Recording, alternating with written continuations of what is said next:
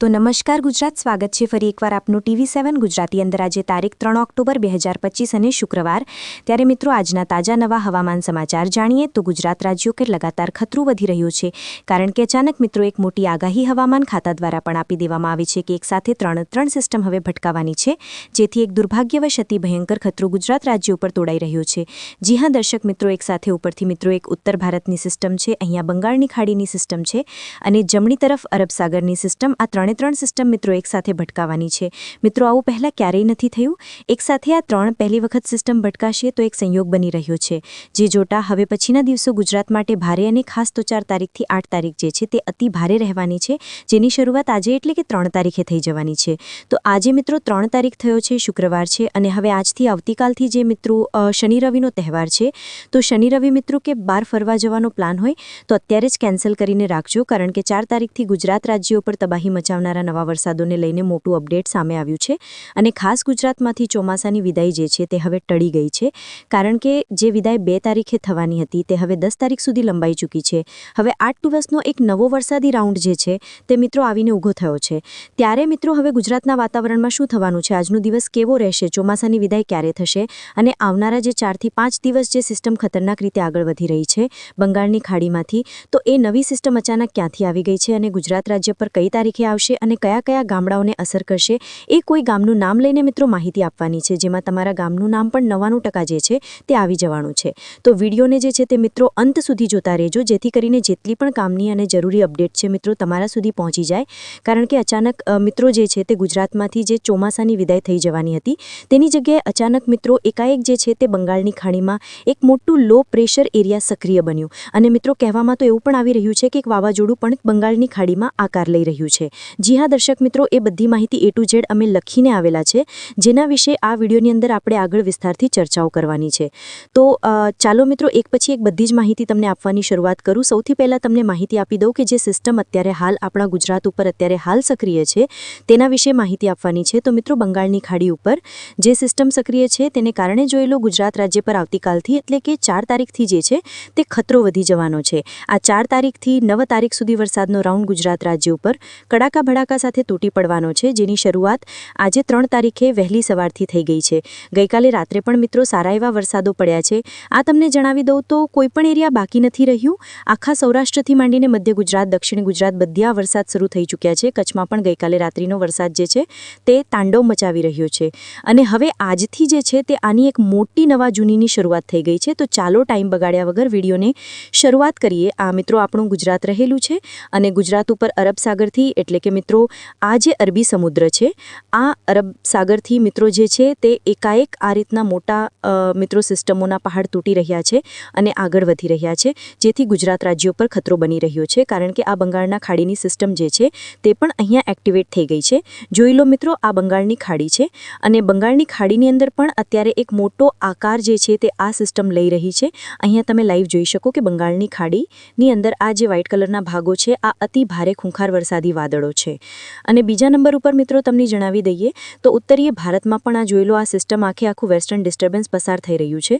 તો આ ત્રણ સિસ્ટમ જે છે તે મિત્રો એક સાથે તૂટી પડવાની છે। જી હા મિત્રો, પહેલી વખત હવામાન ખાતાએ પણ કહી દીધું છે કે આવા સંયોગો પહેલી વખત બની રહ્યા છે, જેમાં એક સાથે ત્રણ સિસ્ટમ ભટકાતા નવા જૂનીના એંધાણ, કારણ કે એક મિત્રો અહીંયા જોઈ લો તો અરબ સાગરની સિસ્ટમ છે, બીજા નંબરે મિત્રો જોવો તો આ બંગાળની ખાડીની સિસ્ટમ છે અને ઉપર જોશો તો મિત્રો આખું જે છે તે આ એક વેસ્ટર્ન ડિસ્ટર્બન્સ એટલે કે WD અહીંયા બનેલો છે।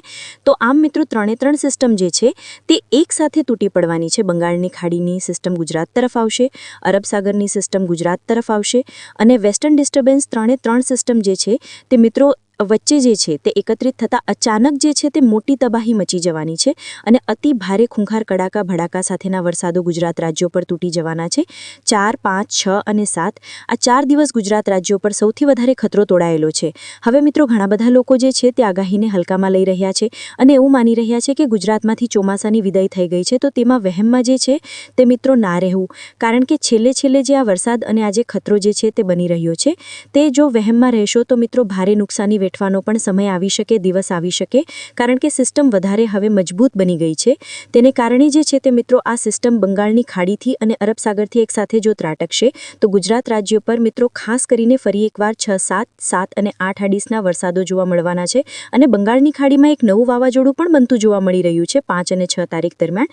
તે પણ જ્યારે નજીક આવશે તારીખ અને જ્યારે વાવાઝોડું કમ્પ્લીટ બનશે ત્યારે અમે તમને માહિતી જે છે તે મિત્રો આપીશું. તો ચાલો મિત્રો વિડીયોની અંદર આગળ વધીએ અને જે ફોટા અને જે વિડીયો નવા સામે આવ્યા છે તેના વિશે માહિતી મેળવવી ખૂબ જરૂરી બનશે. તો તે ફોટા અને જે વિડીયો સામે આવ્યા છે તેના ઉપર એક નજર મારી લઈએ. તો મિત્રો અહીંયા જુઓ કે હવામાન ખાતાની જે ઓફિશિયલી વેબસાઇટ છે તેના તરફથી મોટી આગાહી આપી દેવામાં આવી છે. એટલે કે આખા ભારતનું જે હવામાનનું ખાતું છે IMD ભારતીય હવામાન વિભાગ, તેમણે મિત્રો એક અનોખી ઘટનાની પણ સંભાવના વ્યક્ત કરી છે. હવામાન વિભાગે જણાવ્યું છે કે અરબ સાગરમાં પણ એક લો પ્રેશર ઝોન સર્જાયો છે. ઉત્તર પૂર્વ ભારત ઉપર મિત્રો જે છે તે એક મોટું વેસ્ટર્ન ડિસ્ટર્બન્સ બનેલું છે. આ ત્રણ સિસ્ટમ બંગાળની ખાડીમાં પણ એક વાવાઝોડું બની રહ્યું છે. અરબ સાગરનું લો પ્રેશર અને વેસ્ટર્ન ડિસ્ટર્બન્સ ત્રણ સિસ્ટમ એકબીજા સાથે ટકરાવવાની સંભાવના છે. અને આ સિસ્ટમ જોતા 4 થી 8 તારીખ ગુજરાત રાજ્ય સહિતના ઘણા બધા બીજા પણ રાજ્યોની અંદર ફૂંકા કાઢશે. આ ફોટાની અંદર મિત્રો પણ તમે નજર મારીને જોઈ શકો કે આખો સેટેલાઇટમાંથી એટલે કે અવકાશમાંથી આ ફોટો લેવામાં આવ્યો છે. અને ફોટાની અંદર મિત્રો જોશો તો આખો ભારતનો ઝોન છે. અને ભારતના ઝોનની અંદર અહીંયા તમે મિત્રો લાઈવ જોઈ શક્યો કે ખાસ કરીને જે વ્હાઇટ કલરના ભાગો તમે અહીંયા જોઈ રહ્યા હશો, આ બધા વાદળો છે મિત્રો. જુઓ તો આખો આ ગુજરાતનો પટ્ટો છે, અરબ સાગરનો પટ્ટો છે, આ બાજુ આ બંગાળની ખાડીનો પટ્ટો છે. તો આ જેટલા પણ આ વ્હાઇટ કલરના ઝોન છે મિત્રો એ ખતરનાક કાળા દિભાંગ વાદળો છે જે આવનારા દિવસોની અંદર તૂટી પડવાના છે. આ મિત્રો ફોટો જોઈ લો. અરબી સમુદ્રમાં રહેલી સિસ્ટમ વેસ્ટર્ન ડિસ્ટર્બન્સ સક્રિય કરી રહી છે. 4 અને 5 તારીખ સિસ્ટમ જે છે તે દૂર જતી મજબૂત બનતી જોવા મળી રહી છે. અને જે વેસ્ટર્ન ડિસ્ટર્બન્સ વિશે મેં તમને વાત કરી તો જોઈ લો આ ગુજરાત રાજ્ય છે અને ગુજરાતની એકદમ ઉપર જોશો તો આ વેસ્ટર્ન ડિસ્ટર્બન્સ સક્રિય થઈને આ રીતનું સીધું પાકિસ્તાનથી નીચે તરફ આગળ વધી રહ્યું છે. તો આ બધી સિસ્ટમ વિશે મેં તમને કમ્પ્લીટ માહિતી આપી. તેની સાથે મિત્રો જોઈએ તો ગઈકાલે પણ ગુજરાત રાજ્ય ઉપર ભારે વરસાદ રહ્યો. તમને ના ખ્યાલ હોય તો માહિતી આપી મિત્રો. ગઈકાલે જે છે તે સારો એવો વરસાદ આખા ગુજરાતની અંદર રહ્યો છે. ક્યાં કેટલો વરસાદ રહ્યો તેના વિશે પણ તમને જરૂરી અને કામની અપડેટ આપું. તો મિત્રો ગઈકાલે જે છે તે આખા ગુજરાતની અંદર સૌરાષ્ટ્રમાં અને કચ્છ લાગુના વિસ્તારોમાં ભારે વરસાદ આગાહી અનુસાર નોંધાયો હતો. જી હા દર્શક મિત્રો, કચ્છની અંદર જે છે તે મોડી રાત્રે પણ ભારે વરસાદ પડ્યો અને કહેવામાં આવી રહ્યું છે કે મિત્રો 2 થી 3 ઇંચના વરસાદો અને ભારે પવનો કચ્છની અંદર ગઈકાલે ફૂંકાયા હતા. તેની સાથે મિત્રો બાકીના પણ સૌરાષ્ટ્ર લાગુના જેટલા પણ વિસ્તારો છે તમને લાઈવ દેખાડી દઈએ. તો મિત્રો સૌરાષ્ટ્રના જે જૂનાગઢ ત્યાંથી નીચે આવે તો ભાવનગર, અમરેલી, પોરબંદર, જામનગર, રાજકોટ, મોરબી આ બધા જિલ્લાઓની અંદર પણ વરસાદ તૂટી પડ્યો હતો. અને વચ્ચે અમદાવાદ અને વડોદરા લાગુના વિસ્તારોમાં પણ રાત્રિ દરમિયાન ભારે વરસાદ પડ્યો છે. તો આ તો મિત્રો વરસાદ પડી ગયો તેની માહિતી મેં તમને આપી.